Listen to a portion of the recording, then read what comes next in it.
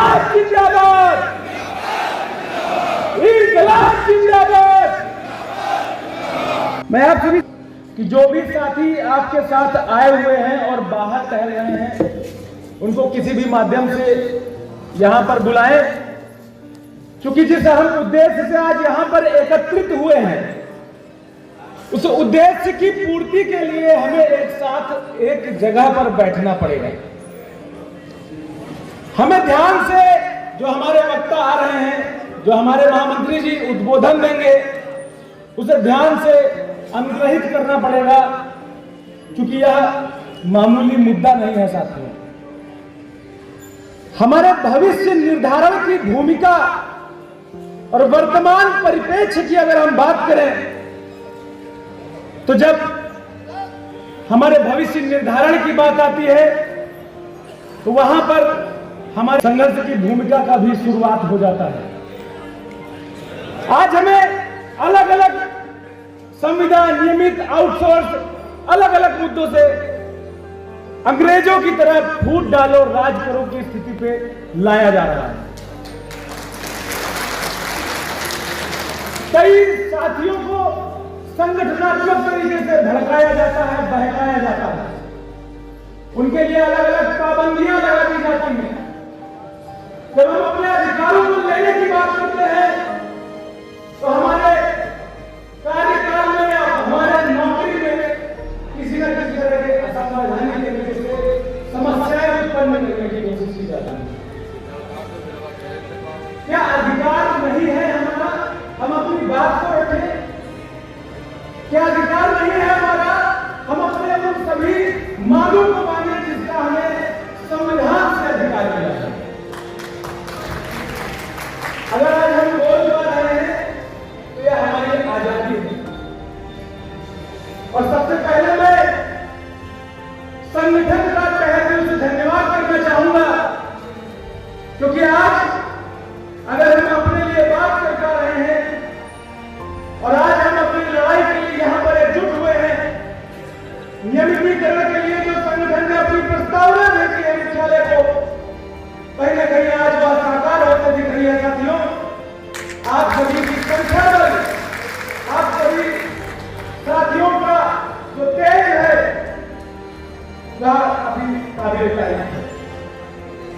परिवहन निगम की अगर मूलभूत समस्याओं की बात करें तो जिस पर प्रबंधन तंत्र का पूरा ढांचा खड़ा है, आज उस ढांचे की बुनियादी नींव ही हिल चुकी है।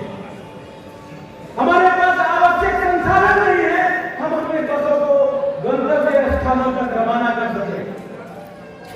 हमारे पास कर्मचारी नहीं है हम अपने बसों का संचालन कर सके।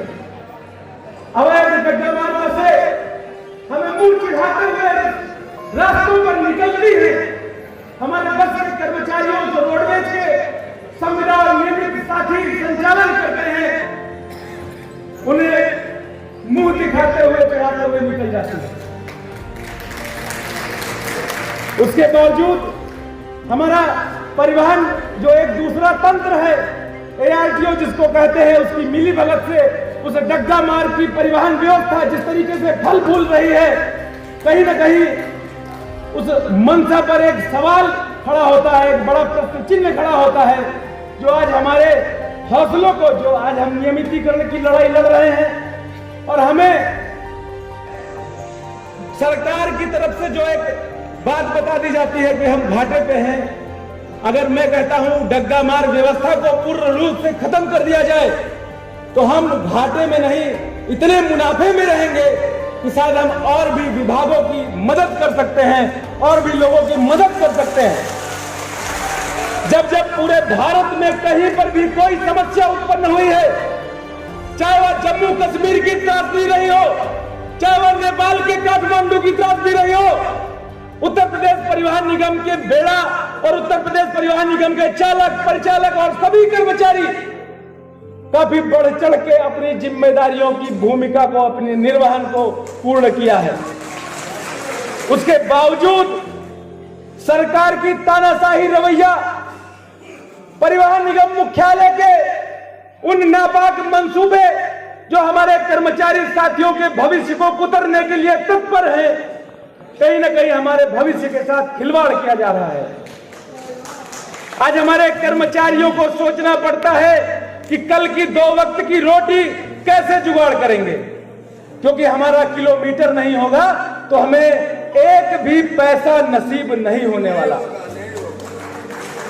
हमारे माता पिता की जो दवाई, जो आवश्यक मूलभूत उपयोगिताएं हैं, कहां से पूर्ण होंगी? हमारे बच्चे भी तो हैं, आखिर वो भी अच्छे स्कूलों में पढ़ना चाहते हैं। अब हमारे बच्चों की जब पढ़ने की बातें आती है तो अब सरकारी व्यवस्थाओं की ताना बाना बता देते हैं।